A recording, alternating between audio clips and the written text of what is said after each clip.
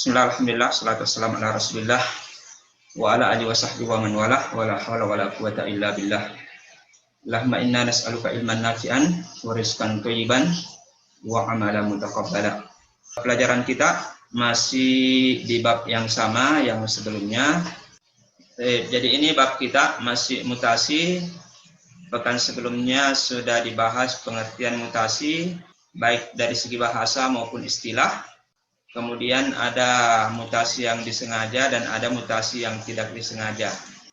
Nah, sekarang kita masuk di sini, gen dan mutasi. Sebagaimana pertemuan sebelumnya, bahwa mutasi itu adalah secara bahasa perubahan. Jadi segala sesuatu yang berubah itu sebenarnya mutasi. Walaupun tidak usah kebablasan untuk menggunakan istilah mutasi. Yang kita pelajari di biologi, bahwa mutasi itu adalah perubahan apa? Materi genetik. Materi genetik. Mutasi adalah perubahan materi genetik. Ini kita masuk di gen dan mutasi. Ada pertanyaan saya sebelumnya di ujian akhir semester. Apa itu gen? Ya, dia definisikan gen. Tapi gen yang dituliskan di situ adalah gen halilintar beserta keluarganya. Jadi gen itu adalah substansi hereditas atau pewaris keturunan yang mengatur perkembangan dan metabolisme pada makhluk hidup. Kemudian selanjutnya ada 3 istilah yang antum perlu pahami terkait mutasi ini. Yang pertama mutasi sendiri, kemudian ada mutan dan ada mutagen. Ini beberapa contoh mutasi pada manusia. Coba diperhatikan, di situ ada penuaan dini, sindrom progeria. Ini masih anak-anak tapi bermutu, bermuka tua. Kemudian ada sindrom Anertan. Kejadiannya ini ada di Afrika ini. Jadi berjalan dengan empat kaki. Kedua tangannya juga berfungsi sebagai kaki. Ya, ini bukan disengaja ya. Karena kalau disengaja kita juga bisa seperti ini. Ini memang aslinya seperti ini. Berjalan seperti hewan berkaki 4. Kemudian ektrodaktil, ini daktil, jadi jari-jarinya ini kelihatan seperti ini. Jadi celah-celahnya, celah jari masuk ke dalam dan ini jarinya berkurang. Ini hanya ada 4 jari. Kemudian ada sindrom Marfan, ini lengannya panjang sekali. Ada sindrom hipertrikosis, ini seluruh bagian tubuhnya ditumbuhi bulu. Ya, mirip-mirip apes ini, mirip bangsa apes, burung. Sebenarnya manusia normal juga seperti itu, hampir seluruh bagian tubuh kita ini ditumbuhi bulu, tetapi bulunya pada hanya bagian tertentu yang panjang, yang sebagian besar dari tubuh kita hanya berbulu halus. Ini semua permukaan tubuhnya ditumbuhi bulu dan semuanya mengalami pemanjangan, ya, sehingga tampaklah seperti ini. Antum kalau menemukan orang seperti ini, gimana tanggapannya? Atau bagaimana sikap antum? Ustaz, nyeri. Nyeri ya? Menakutkan Lagi ya? Nyeri ini yang manusia pohon, Bi. Ya, ini yang satu lagi manusia pohon. Epidermodysplasia. Jadi kulitnya ini yang mengalami kelainan. Jadi jari-jari tangannya ini muncul seperti kulit pohon. Ini bukan robot ya. Ini nanti ada bilang ini seperti robot. Ya, ini bukan robot, ini asli. Ya, ini manusia pohon. Jadi ini contoh mutasi pada manusia. Kita lihat bagaimana mutasi pada hewan. Ini contoh mutasi pada hewan, anjing yang berkaki 2. Ya, tapi ini masih bisa hidup, masih bisa bertahan dan mampu berjalan dengan kondisi yang seperti itu. Kemudian ini ada kera yang albino. Ini juga kelainan. Jadi bukan cuma pada manusia yang bisa mengalami albino, kera juga. Bahkan kadang ditemukan pada ular. Ini gambar ketiga. Ada berapa katak di situ? 3. 3 ya. Antum melihat ini 3, tapi sebenarnya ini 1 katak dengan 3 kepala. Bahkan yang lebih unik lagi, baru-baru Ustadz baca artikel, ada ular yang memiliki 2 kepala. Jadi 1 tubuh, 2 kepala. Dan uniknya, kedua kepala ini kadang saling berebut makanan. Jadi kalau dapat makanan, kadang kedua kepala ini berebut. padahal dia sama-sama akan mengisi perut yang sama. Sama ini yang dibawa, ini kucing seakan-akan memiliki dua kepala. Dan gambar terakhir, itu ular, apa kelainannya di sini? Ada kakinya, Ustaz. Ya, ular yang berkaki. Ya, Berkaki. ular yang berkaki. Jadi ini contoh-contoh mutasi yang bisa terjadi pada hewan, walaupun tentunya ini sesuai dengan konsep mutasi, itu jarang terjadi di alam. Dan ketika itu terjadi, kita menganggap itu kelainan. Ya, kenapa? Karena memang berbeda dengan yang lainnya. Tapi sebenarnya kadang bisa menjadi sesuatu yang unik. Dari dua jenis makhluk hidup yang kita sebutkan tadi, baik dari manusia maupun hewan, hasil mutasi ini semuanya kelainan. Walaupun nantinya tetap ada yang mutasi yang menguntungkan. Kemudian sejak kapan istilah mutasi muncul?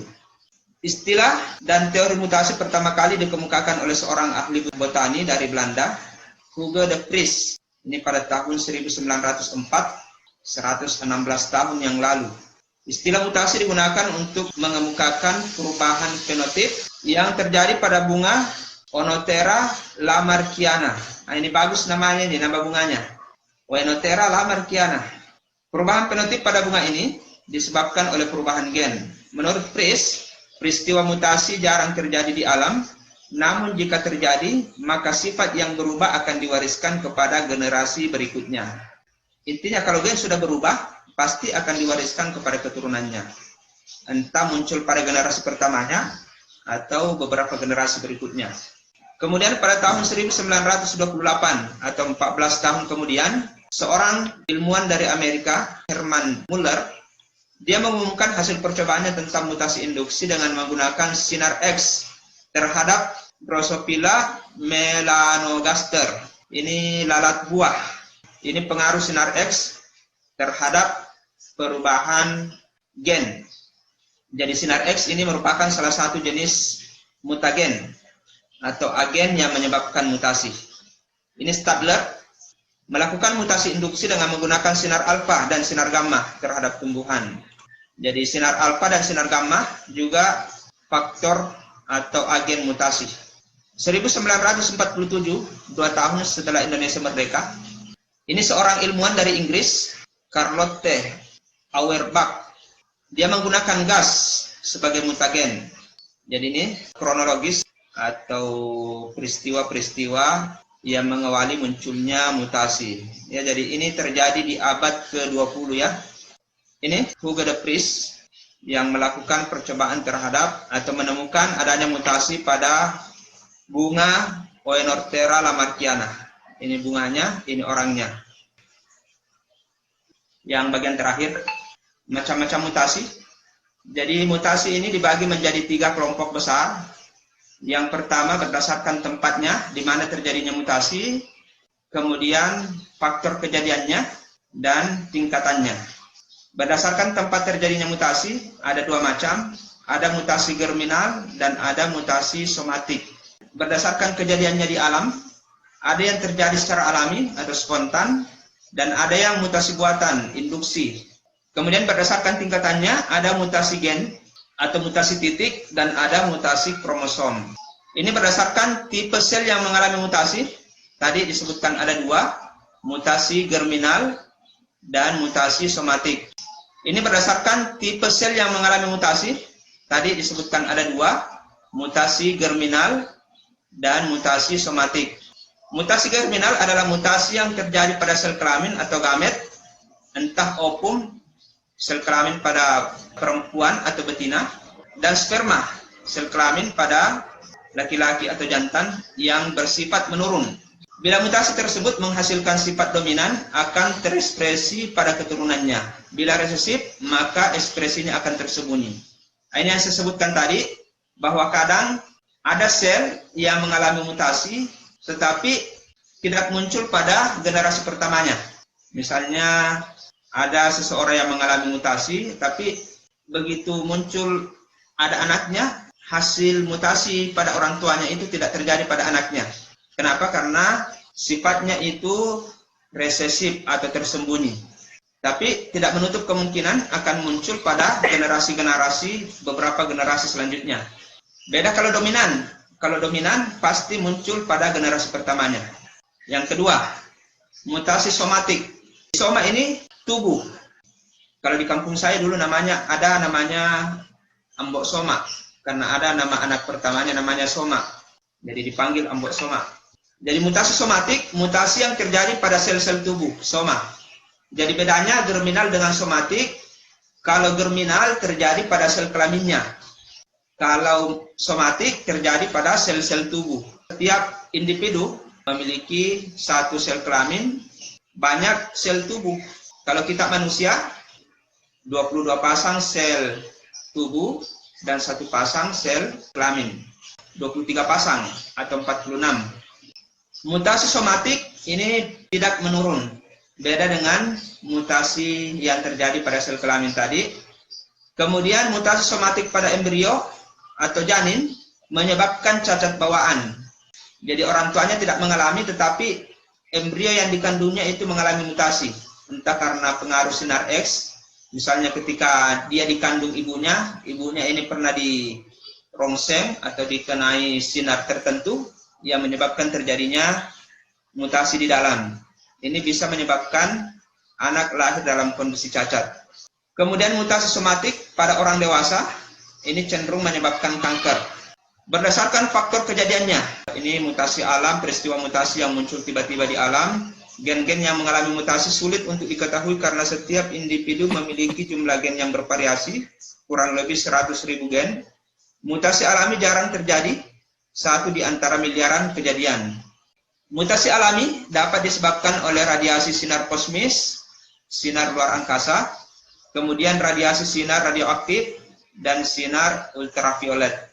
Mutasi buatan, mutasi yang terjadi karena perlakuan yang disengaja yang dilakukan oleh ilmuwan untuk mendorong terjadinya mutasi pada makhluk hidup melalui teknik rekayasa genetika. Ini yang buatan ini kebanyakan ingin mendapatkan sifat unggul. Kalau yang alami tadi kebanyakan bersifat merugikan, cacat atau penyakit tertentu, mengalami kelainan tertentu. Kalau buatan ini disengaja karena ada keinginan atau motivasi untuk mendapatkan sifat unggul. Katakanlah seperti tadi, ingin mendapatkan semangka yang tanpa biji, atau sifat-sifat tertentu yang diinginkan. Jadi dilakukan mutasi terhadap gennya.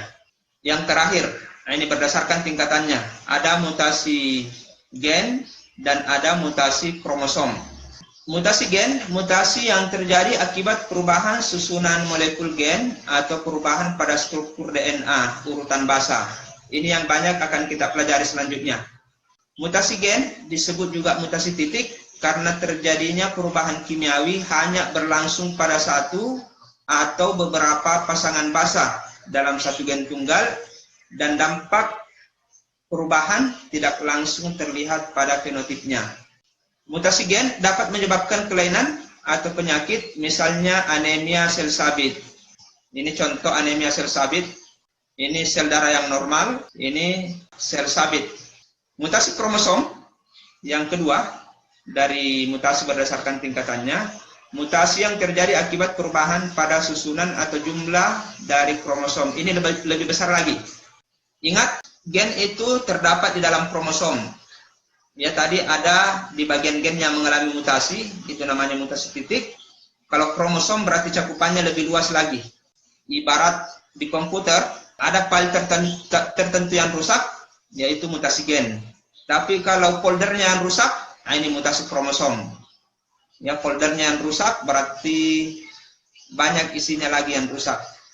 Mutasi kromosom disebabkan gangguan fisik dan kimia yang menyebabkan kesalahan di dalam pembelahan sel, baik meiosis maupun mitosis. Kita cukupkan sampai di sini. Subhanakallahumma bihamdik, asyhadu an la ilaha illa anta, astaghfiruka wa atubu ilaik. Assalamualaikum warahmatullahi wabarakatuh. Waalaikumsalam warahmatullahi wabarakatuh.